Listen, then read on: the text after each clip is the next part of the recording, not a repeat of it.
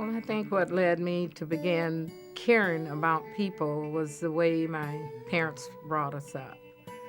We came from Arkansas, where the people were different from the people we met here. Because in Arkansas, I had no association with any other person except black people.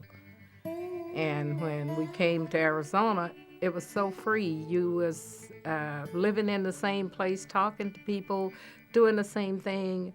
We were at that time we were picking cotton, and you just had a good time with other people. That's when I really got to interact with Caucasian people. And when we came to Arizona, my dad had said, "I want all my 14 kids to graduate from high school." So when we came there, I said, I don't want to go to school because there were other kids on the migrant camps, but nobody had to go to school. And he told me, you have to go to school. At Salem, the culture was not good for blacks. I think we were about the fifth black family that lived here at that time.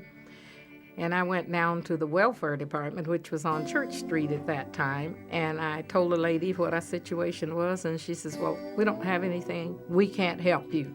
All we can do for you is get you a bus ticket for you and your family to go back to Arizona. And I got angry, and I said, no, I'm not going. I'm staying here. I will find something to do. And so I did find work. I did a lot of in-home housekeeping for people and things like that in order to be able to stay here. And we eventually got our own house. Then I went to the employment office to try and find better work and more work.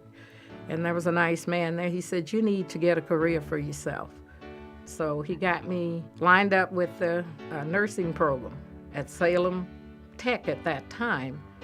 And I said, I don't have any money, I don't have any means to pay for it. And he says, you don't have to pay for it. It's all paid for because you're a migrant worker and you're a minority. And the Manpower Act, which President Johnson at that time had put together, I went to school for free, and I really appreciate it until this day. My dad was a person who really loved his family, and he was sick with cancer and heart trouble when I started to school. I kept saying, Daddy, I don't know if I can make it. And he says, you can make it. I know you can make it. He says, I'm going to be right there for your graduation. I'll be sitting on the front seat. And so he kept encouraging me. Every time I'd get down, he'd encourage me. And then that following November, he passed away. He had said that I could make it, and every time I thought about quitting, I thought about my dad's waiting for me to graduate. And so it was his encouragement that kept me going, even though he had passed away. I got my degree as an LPN in nursing, and I was put at General Hospital, the first black nurse that I know of that worked at Salem Hospitals. And I worked there from 1965, 66 through 70. And then I went out to Fairview for retarded citizens, and so I worked there for a year and a half, and I came back to Salem Memorial Hospital, and I got hired right away.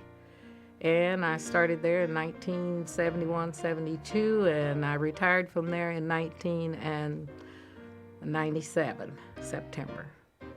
So it's been a long, good career.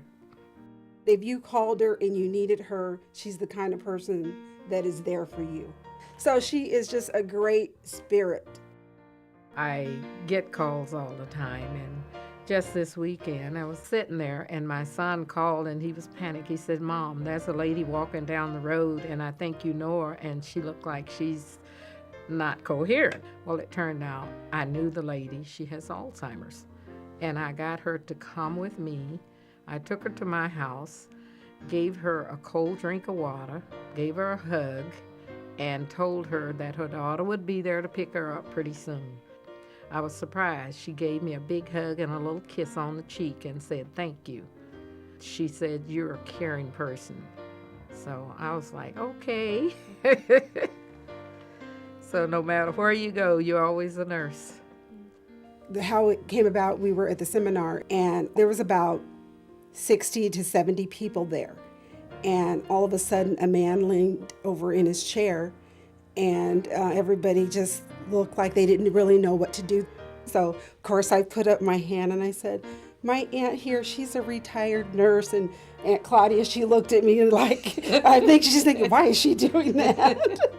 So she did. She stood up and she unbuttoned the man's collar and took his pulse and, did all these things. And so she really just took care of him until the ambulance arrived. So the ambulance arrived.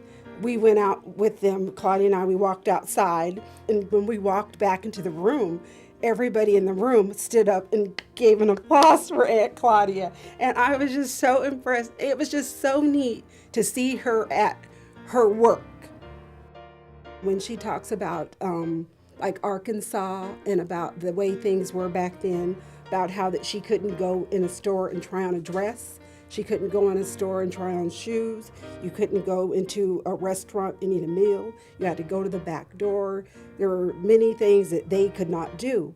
And jump to the 21st century, and my children, we have a different life. I have a different life, and they have a different life.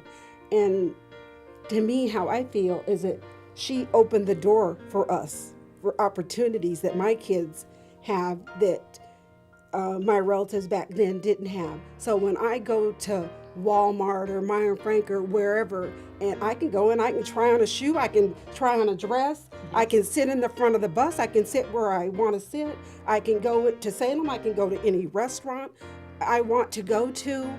Like I said, it's not perfect, but I want kids to remember the reason you have these freedoms is because of people like Aunt Claudia.